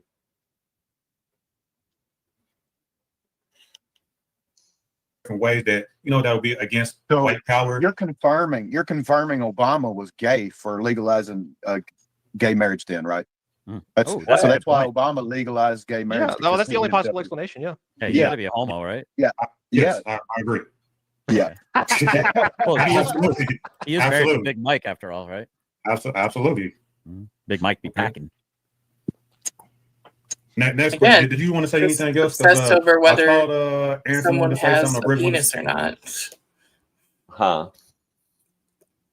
Obsessed over whether someone has a penis or not. Yeah, yeah. You come on, man. Calling Michelle Obama a Big Mike. Yeah. So Who it's kinda- cares? it's kind of like Coded saying he's in my head when all he thinks about is my my penis and sexuality and sex life.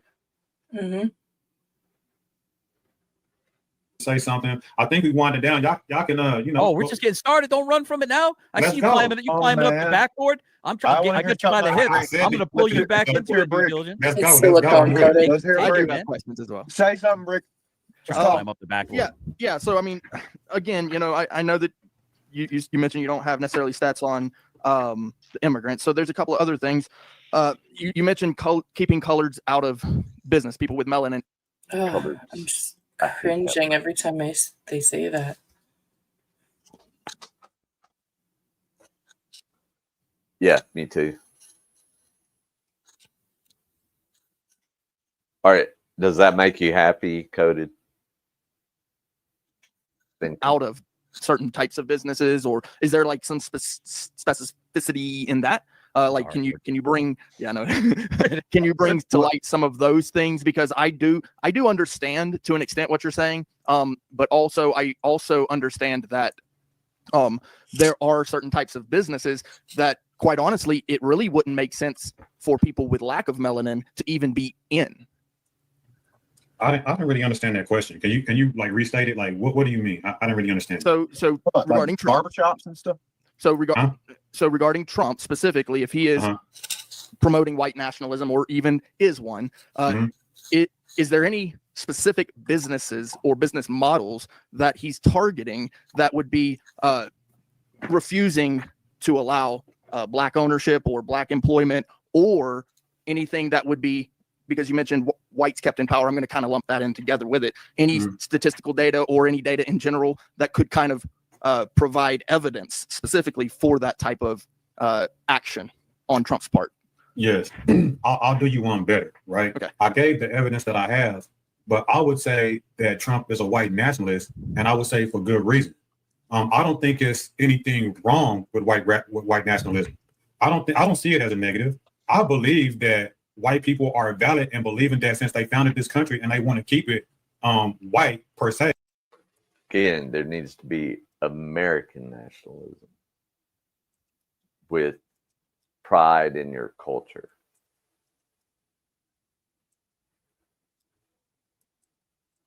That is valid. Yes, he did, Jody. I don't try to invalidate that. I just mean that we as other minorities, we should act accordingly too. I don't see nothing is wrong with it, even though it has negative implications to me. I'm not a victim, right? So you guys, I don't want you to hold on. Let me stand on my position. So I'm not a victim. All that means to me is that I should just act accordingly. If we are at war, then we at war. That's fine with me. You know what I'm saying? Like, I'm not saying that it's the case. I'm saying if it is the case, right? I don't have an issue with it. You know what I'm saying? I don't have an issue with people. Hold on. Let me finish, because I'm going to have a follow-up to this. So to do you one better, I don't have any evidence with numbers and all that as you were asking, but I don't see it as negative objectively, right? I think subjectively, people just need to act accordingly if we know that is the case, and that's reality. And that's fair. And I will accept that you don't have any data. I would ask simply that, do you believe, considering the fact that in both instances where I've asked specific points, that since you don't have data, it would be more beneficial to bring to the table actual data points? Yes. Thank you. Well, I mean, you did have data ready. You had you went on, and I'm glad that you did. By the way, round of applause, man. I mean, you're absolutely surrounded. James fled like you wouldn't believe. He snuck off like a thief in the night. I agree. Listen, hey, awesome panel. Hats off to you, bro. You're standing 10 toes. I respect that. Yeah. And I only disagree with one thing that you continually say, and it's the implication that you should be deserving of any pride in your immutable characteristic of the way that you're born. And I think that it is the centerpiece of the problem in your thinking. where you don't see a problem with white nationalism because of your own pride in your own race. And I'm going to say this again because I said it before. Race is just a social construction, right? There's more genetic variation within the Black community than there is different between the different races in general, right? There's more, and the same goes for white people. There's more genetic differences between the different kinds of white people than there are really between you and I, right? And what I'm trying to say is that the racial groups are really only just imaginary lines that we draw. Right, you just look a little bit different. But to be honest with you, like if your sister and I hooked up, we'd make some beautiful babies. You know, like I don't know if you have a sister or not, but that's what I'm saying, right? And it would be beautiful. My children are mixed, by the way. Oh, and yeah, okay. I also want to say that I agree with you, right? But I don't like to deal with I don't like to put my ideals before my realism, right? And what I mean to say when I say that is, the reality is that it's teams, and I wish that it wasn't. But being that there is teams, I'm not going to act like that is not, right? I believe that white nationalism exists, and I should act accordingly. So I'm not saying that I accept it and I want it to be this way. No, I want it to be the ideal to where we all are one people. But I'm not going to act like that it's not. So it's not necessarily my position, but I'm saying I'm forced the hand that I have because I have to respond to white nationalism. Does that make sense? Yeah, well, so you're taking a reactionary stance, right? Indeed. And so nationalism in and of itself is generally reactionary, right? Because historically humans didn't think of themselves in terms of nations. That's somewhat of a modern conception, right? Prior to that, we thought of each other in terms of our cultural identity or our religious identity or some other marker that made us the way that we were. Nationalism is a very modern thing, and that's why I have such a problem with that being something that's a source of pride as well. Right? Like the concept of Europe didn't exist a few hundred years ago. It was Christendom because it was the place where Christianity was, and that was the culture of the land. And it had more importance and value to the people of Europe than the nation states did. Right? The concept that they were all under one banner, and it was the empire of God that they were living in, right? And so these nationalist distinctions, when you add pride for two different social constructions and combine them, it's very detrimental to the things that you should value in other people that aren't. What?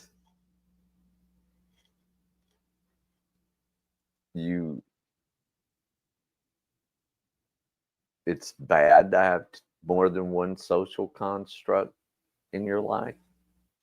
I completely disagree. Yeah.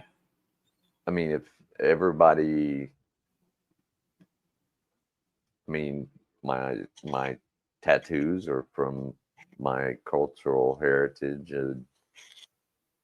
in the Isles, and my faith is from my cultural heritage and religious heritage.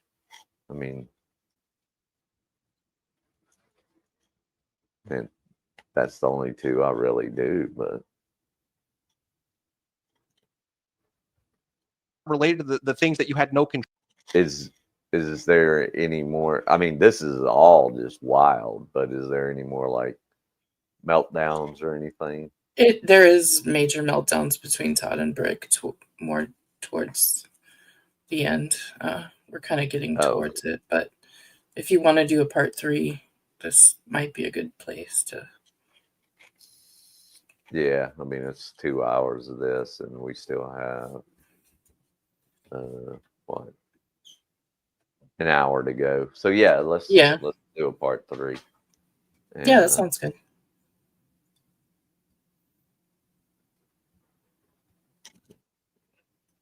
No, they do, Mrs. Metcalf. So, they did. Tav. Boy, he's such a Aw. good paper. Yeah. Oh, he's so pretty. Wow. Oh, he's gotten so big. He is huge. He's a monster. His head is like enormous. Oop, oop. No boobs. Ooh, my glasses. All right, buddy. Somebody wants to go play in the stick pile. Yeah, we're gonna go play. Hang on. All right, y'all. We'll schedule a part 3, and we will definitely see y'all soon. Yeah, thanks for coming. Maybe later this evening, according to what HPS is gonna do. But we'll definitely see y'all. Let me get this dog out. Y'all be good. Be good.